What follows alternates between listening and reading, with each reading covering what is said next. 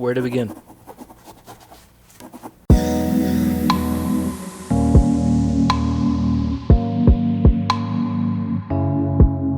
I was raised in the rural Southeast by working class parents and my grandparents. I was an only child in the middle of nowhere with just adults and nature surrounding me. I would often escape into fantasy and imagination to make up for a lack of peers to play with. I loved to draw, make up stories and act them out in the woods or the fields near my home. TV, movies, books, comics, these were my companions. Like so many others, I was raised not only by my family and their teachings, but the media that I consumed and the culture I was surrounded by. There are a lot of factors in the mix that make us into the people that we become. Specifically for me, being in the American South, I had Christian conservative ideals hovering over many aspects of my early life, whether overtly or subtly apparent. I was never quite fanatical about these things, but they did have their roots in me. How could they not? It was what I was exposed to with little to no alternatives presented. That's not to say that there weren't positive cultural influences within the realm of my childhood. Much of what is hammered home is a belief in strong family connections, taking care of one another, one's community, and being part of nature, sharing in resources, and so on. But one of the issues is that these tenets are often used in an exclusionary fashion. When looking at the in-group, other Christian conservative families, often of the same race, these rules of looking out for one another apply pretty equitably. However, when applied to the out-group, other cultures, races, classes, etc., they're typically restrictive and are put into practice with higher levels of scrutiny, usually reserved for those deemed acceptable outliers from the differing communities. To put the blame squarely on racism, however, is to overlook a myriad of nuances, self-contradictions, hypocrisies within the Christian conservative communities themselves. None of these are excuses for exclusionary behaviors, nor is it an absolution for the harms that result from them. Just that race is only one factor in a stew of self-defeating principles consumed by individuals that have been pitted against one another for the sake of an upper class's benefit. Stick with me. I know I'm bordering on preachy, but to set the stage of this autobiographical narrative, these are the foundational bits that everything else is built upon. Essentially, I was raised with the notion that I should be loving, caring, and accepting of others, but simultaneously creating a barrier between myself and the people that strayed too far from the margins of what was normal. Gays and lesbians were taboo, save for the few that the family knew personally or were in fact members of the family. Immigrants were seen as outsiders, once again, except for those close to us either by marriage or ancestry. This picking and choosing could be seen in media, usually with the added disclaimer, they're blank, but with some admission of enjoyment of the content they create, but being unfortunate that they belong to some outside group. Think of it like insert example from the 90s. This person is, I enjoy what they do, but I don't approve of their lifestyle, essentially. That kind of thinking. Hey, jump scare. Don't worry, you didn't black out and miss 12 hours. Neither did I. I just am recording the next day because I was doing the first part of that recording in the middle of the night. So with the power of editing, we're here now in the future, which is your past, because that's how watching content works. Oh, that's a good job. I left off talking about how people will take someone and say, I like them like a comedian. They make me laugh. It's too bad that they're gay. I like this actor, even though they are whatever race or gender kind of thing. And it's those caveats that really kind of elucidate where their stance is, or it puts a spotlight on their prejudice. Having that background to kind of paint a picture as to how I became who I am, or rather how I started and where I have come from. A lot of these views are, I won't say hateful, but definitely misguided. I carried a lot of the stigma and fear about others, people that weren't like myself, especially like myself at the time. was homophobic and xenophobic, and I was jingoistic, and I had a lot of beliefs that were instructed by my surroundings and my environment.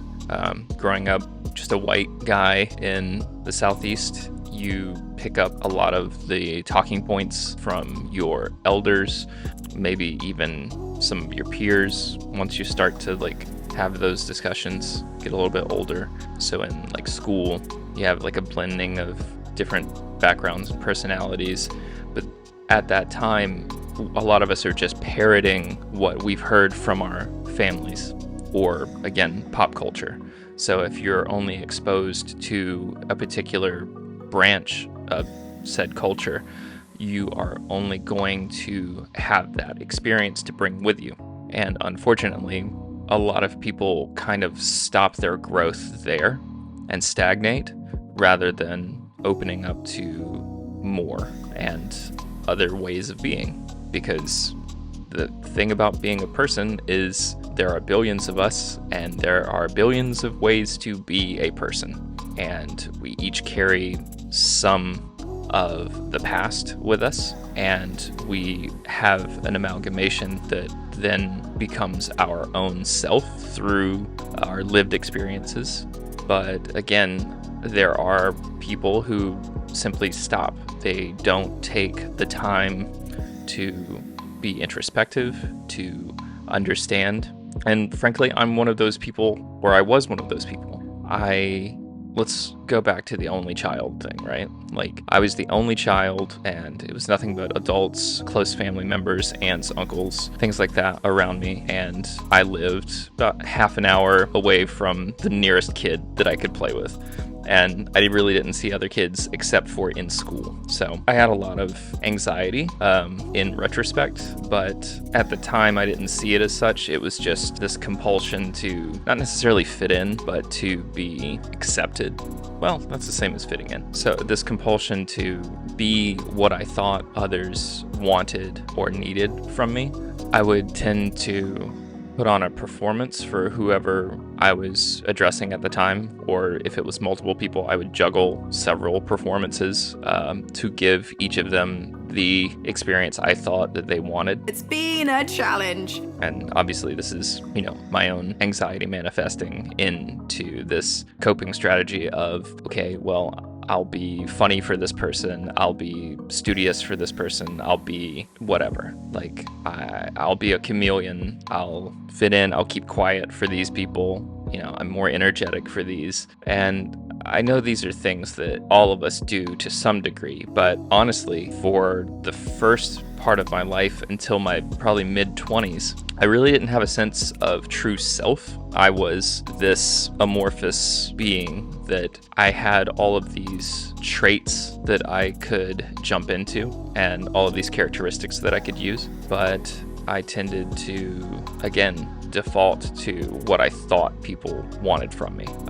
And in that, I lost myself. I never truly saw me for me. I saw this, I guess, unmolded clay that didn't really have a true form yet. And it took time. It took experiences beyond, my small town country life to have more experiences that challenged those beliefs and ideologies that were instilled in me from childhood and my teenage years and so on. Definitely getting out on my own began this, but even then I held on to a lot of misconceptions and prejudices.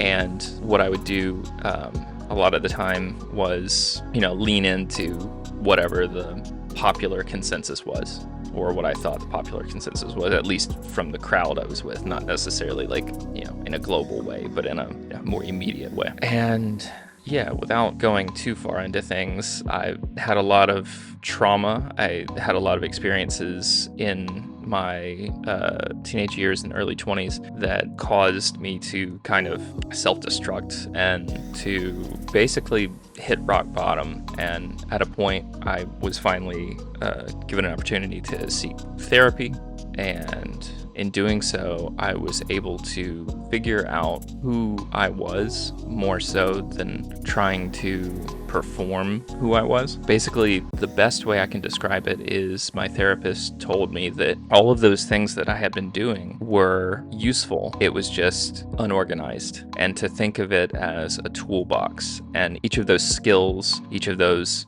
characters or parts of my character, they're just tools, and they need to be placed in a toolbox, and I can go for them when I need them. They're all useful. It's just a matter of understanding their place and when to use them. And recontextualizing myself in that way allowed me to really construct with those tools the person I felt I was, or rather the person that I could become. I got to build myself with those tools. After a time, I should actually take a few steps back. Maybe I'll edit this in reverse order. The experiences that I had from my late teens, early 20s, and so on, and from then on, I'm nearly 40 now, so I've had a lot of growth in the last several decades. So oops, screensaver came on.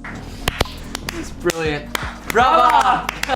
So, for instance, the prejudices that I had once held, once my life went beyond the small town lifestyle, I began to engage with individuals that I hadn't really. I had only known through like stereotypes and like pop culture and things like that. Things that don't accurately reflect who people are, which is why stereotypes are harmful and can reduce, an entire culture down to cliches, and these misconceptions can broaden the gap between people, because if you assume that all of these harmful ideas, whether they're given to you by pop culture or family or friends or some authority figure, if you take those assumptions into how you deal with individuals, you're not giving them the benefit of letting them show you who they are firsthand. Now, that's not to say that understanding the world through shorthand is wrong or inaccurate. Like, it is just another way to understand our world. It's a way to use those building blocks, but they can't be the only way that we interact with people. I should probably also clarify that when I talk about shorthand, I'm not talking about stereotypes themselves or cliches so much as the kind of understood cultural distinctions like between communities that are expressed by said communities. So not something that you get secondhand, but that it is a part of a culture and you understand it as such. And no community is a monolith as well. So I think I said all of this essentially to encapsulate where someone can be in their life that hasn't gone beyond that. And I think that in our society, wipe this meme from the face of the earth. We get hung up on these things and don't move past them. And I think the person that I would have become and the person that I ultimately became are so different because of, again, the interactions I had with people outside of what was the norm in my small community. And those experiences truly help to, open up your perspective and change how you view the world and view others and even yourself. And I think that a lot of the differences between people are exacerbated by things like our constant social media, our constant 24-hour news cycle. I think I want to do more introspection and background, but kind of spread out as it pertains to the topics that I want to get into, which is a broad, general kind of thing. Like I don't have necessarily one particular topic that I want to follow. If I do end up in something niche, then that's where I end up, but I doubt it. Mostly jack of all trades, master of none has been my philosophy through life, whether or not I want that to be the case. So I think having a multi-tiered, multi-topic type channel would probably suit me best. So that's what we're going to try and do. Algorithm, cats, the things that people on YouTube and the internet like.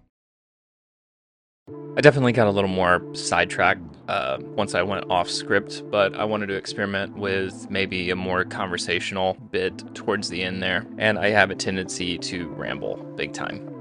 Ask any of my friends, and that's generally how I go. I start one place and kind of meander like I'm doing now when I should be wrapping up. So thank you. If you stuck around this far, please like and subscribe, all that good stuff. I would like to get this growing and maybe be a thing that I do now, because I like editing, I like talking about things, I like, being creative in a way that isn't just, soul sucking, I guess. Right. But that's just my thought. Anyhow, be well, be good to each other, and I hope to see you soon. Bye.